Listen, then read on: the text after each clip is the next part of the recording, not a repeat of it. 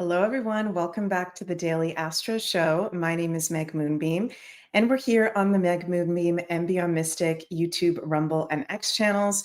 I'm happy to be here with you all to share our Western astrology horoscope for Monday, August 18th, going into Tuesday, August 19th. And I have to preface this video by saying my voice is a little bit scratchy. I just hosted a course the whole last weekend, and I woke up this morning and my voice is a little bit scratchy. So if I sound a little bit weird, sorry about that, you guys. Hope you're all doing very, very well. And before we get into the astrology, there's a new fall 4 soaps bundle that Alin has made over at floralinefarm.ca. You can go check that out. Beautiful soaps with the fall theme to them, inspired by the magic of autumn. You can use code BM10 to get a 10% off your order there. And yeah, so we're into the beginning of this week. We're into the end of Leo season. I'm just going to take a little sip of my drink. One second, you guys. End of Leo season. And we are entering Virgo season this week on Friday, actually. So Monday, Tuesday, Wednesday, Thursday, we've got that sun in the last degrees of Leo. And this is a week, you guys, of healing energies. And we're starting to enter this week the eclipse season portal. So we're going to be having an eclipse season in September 2025. Full moon lunar eclipse in Pisces, September 7th, 8th, depending on where you're located in the world, and new moon solar eclipse in Virgo on September 21st.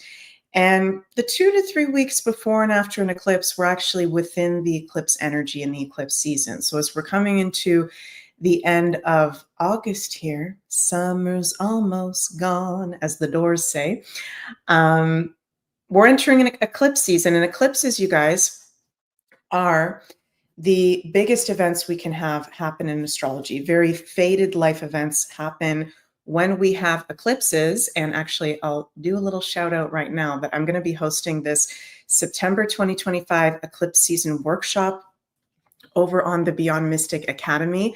I always love to do my eclipse season workshops. Every 6 months, we have an eclipse season.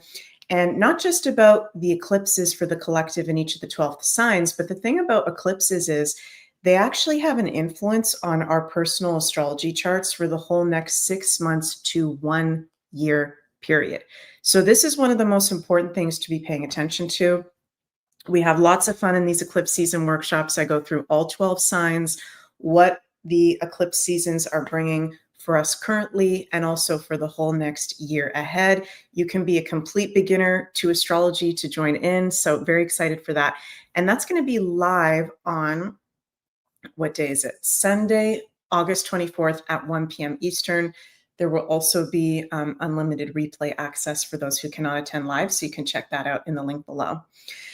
So guys, we're entering eclipse energy, fated life changes, big realizations about things, the universe pushing us out of situations that no longer align into situations that do align. So that's an overall lingering theme for this whole week ahead. You guys may notice that there's some big life changes or opportunities or endings that are coming up. Now, also this week, we will have a new moon in Virgo on Saturday. I'll talk about that more on Wednesday's Daily Astro Show. First of 2 new moons in a row in the sign of Virgo. But for Monday and Tuesday specifically, today we don't have any exact aspects going on with the astrology. We've got Sun, 25 degrees of Leo, the moon in the later degrees of Gemini. Moon is actually going to be ingressing into Cancer this afternoon, Eastern time. So this is actually a nice energy. Sun at home in Leo, moon at home in Cancer. Okay. 2 of the biggest heavenly body influences for us, the sun and the moon, are in places that they really like to be. So this is Monday and Tuesday is very much about empowerment and alignment. And I'm hearing Spirit say, going with the natural flow of life. Okay. Going with the natural flow of what resonates and what doesn't resonate. Not pushing anything, following, as I like to say sometimes, the stage direction of the universe. Okay, because this is all just a theater production. This is all just a movie, us being here in my personal perspective.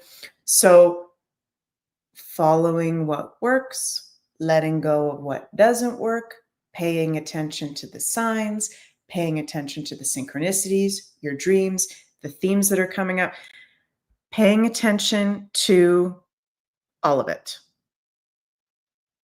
This is good astrology. We're starting off the week with good astrology. Sun in rulership, moon in rulership. We can be feeling confident. On Tuesday, we have exact Sun trine Chiron. Okay, Chiron is really coming forward this week with an exact Sun trine Chiron on Tuesday. And then we're going to have exact Venus square Chiron on Thursday, a whole week ahead with 2 exact aspects of Chiron. And what is Chiron all about, you guys? Anybody in the live chat want to chime in here? Chiron, what is he all about? What does he rule in astrology? How is he significant? We've only been consciously working with Chiron in astrology since the 1970s through his astronomical discovery. And Chiron is an asteroid.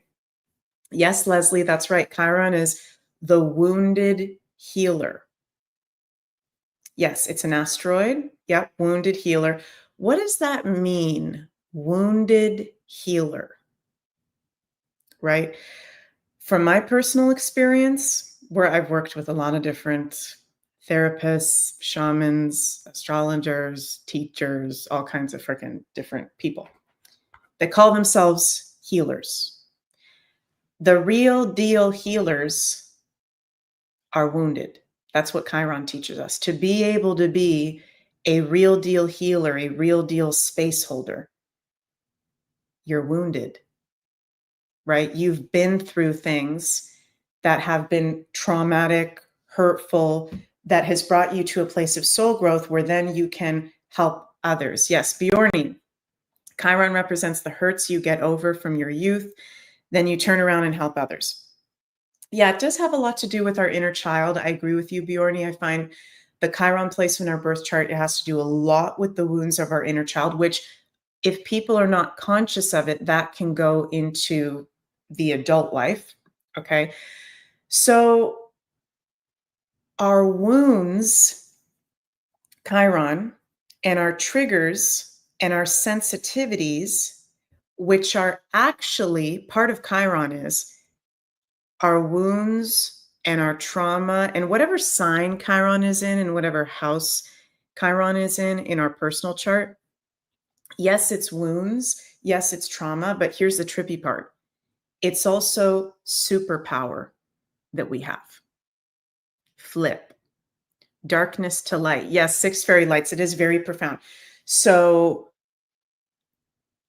whatever your Chiron, this is a week I invite you guys to look at your Chiron placement. I invite you guys, if you don't already have a copy of your birth chart, go online, look up your birth chart. If you have a professional astrology, look at your birth chart and really look at your Chiron this week.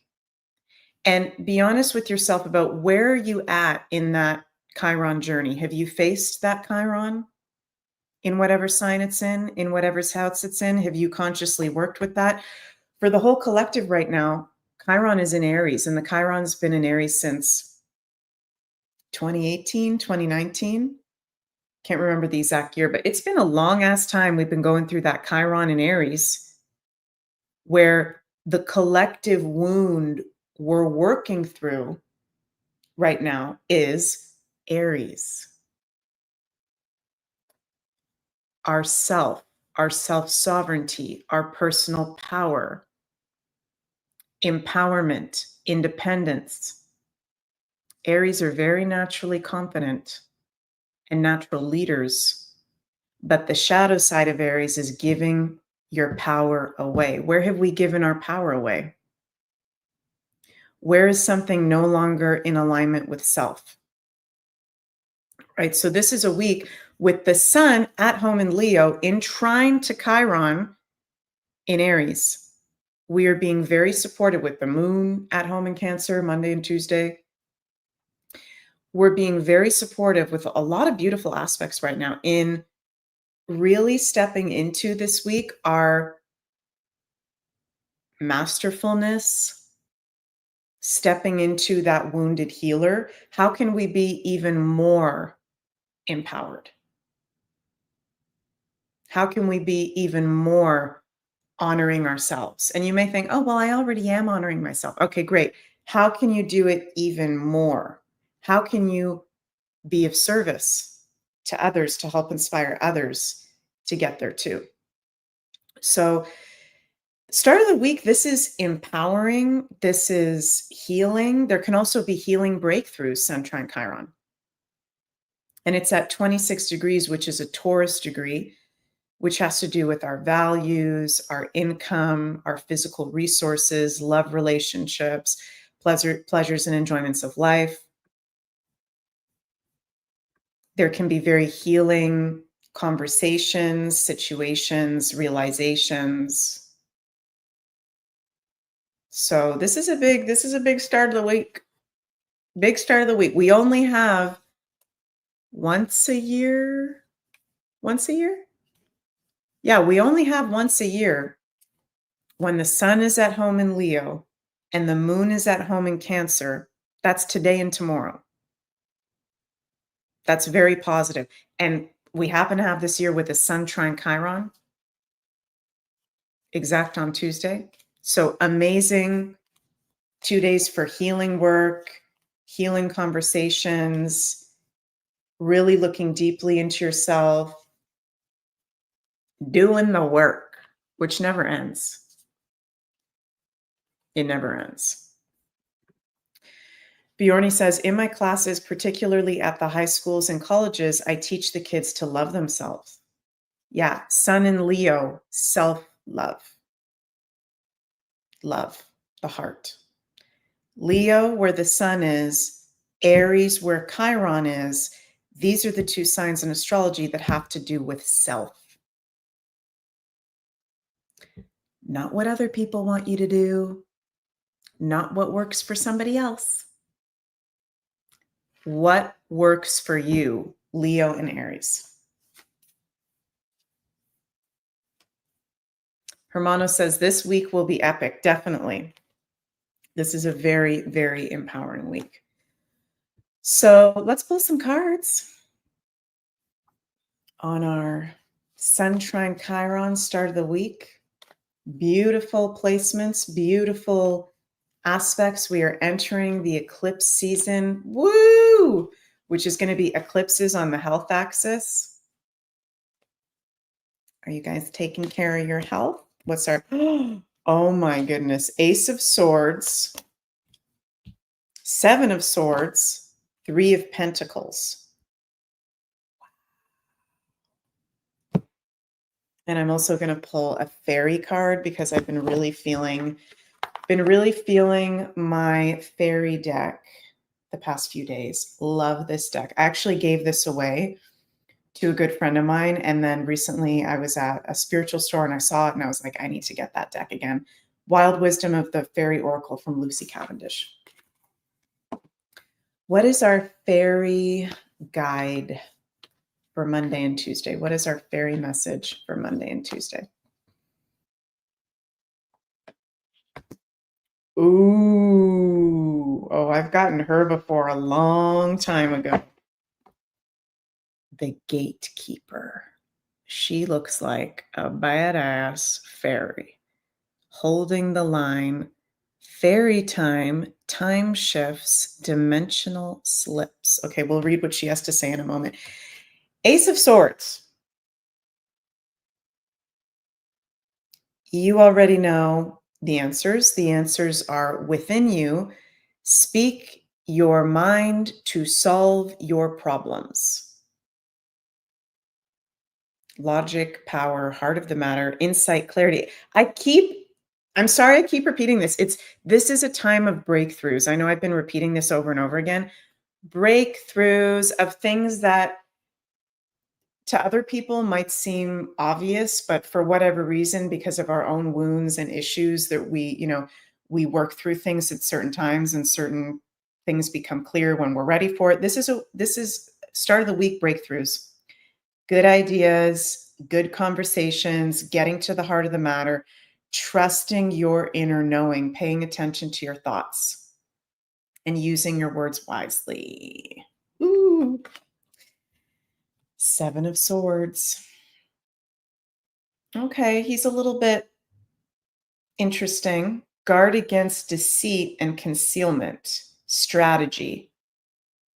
That's interesting because I saw a fox yesterday too, and foxes are about strategy. Being strategic, not being tricky. It's not about being tricky, but being strategic in all ways. It feels like more and more shadows are being exposed and more darkness is being lifted to where there's a lot of clarity coming in this week with the sun and the moon and their home signs and these positive aspects, to where there may be situations where we need to strategically work with that or see things in a different perspective. Try to put ourselves in someone else's shoes to see all the perspectives, I'm hearing Spirit say. Three of Pentacles, reach out for the help you need when you need it. Cooperation, gain, teamwork. Your vibe attracts your tribe. So there's helpful and loving people around us. It's okay to ask for help. If you need to ask for help, it's okay to be vulnerable with people if you need to be vulnerable with them. It's a good couple days to be working in teams, not feeling like you have to do everything on your own. Let's see what our gatekeeper fairy has to say about all this. I love these cards so much. The gatekeeper. In both ancient fairy lore and in the magical world of fairy, past, present, and future coexist and are fluid and transferable. These are unusual to most human ways of thinking. Exchanges between these dimensions of time and fairy, just as there are shifting qualities to fairy space, size, and shape. They are time travelers, shapeshifters, and space travelers. Time does move in a circle, in a spherical circle. You see, you too can break this arrow of time in your life by asking the gatekeeper if you can move beyond this law or belief and into the realm beyond. Time is not a one-way ride. You can shape your own time, create portals between past and present, allow the now to be more effective and magical, revisit the past and do over when the gatekeeper arrives. Watches and clocks may no longer be working for you. Timers go off at strange times. There may be visitations from people you have yet to meet, and you may recreate your past in the dimension experienced when sleeping. This is getting really woo-woo. Going to fairy mounds and sacred places, you will see ghosts and understand the future and stay well amidst it all. Dreamtime of the Aboriginal peoples of Australia is all time and no time, a beginning, life, and ending. So this is powerful. This is like we're in a space-time portal, the gatekeeper fairy is saying, Monday and Tuesday, where being mindful of the time where you're putting the time, maybe connecting to your past self, calling in a future self, looking at a parallel self, calling in your helpers from different dimensions and times, and fairy time. I know I keep pulling these fairy cards the last few times. I'm really feeling the fairies and the elementals wanting to work with a lot of us. So they're very magical. Fairies are very magical, fun, playful. They're mischievous. They're very mischievous to try to get us to lighten up and see different perspectives. So thank you to the gatekeeper for being with us. Yeah, the deck is very beautiful. Powerful time, you guys. And as we enter Eclipse season, I've got my Eclipse workshop coming up. If you'd like to sign up, the link is in the description box below at the Beyond Mystic Academy. September 2025 Eclipse season workshop. We're going to go in depth into all 12 signs for this eclipse season, how it affects your chart for not just September, but for the whole next year ahead. Very empowering to be aware of the eclipses, how they're working with us. You don't need any astrology experience to join in. That's where I come in.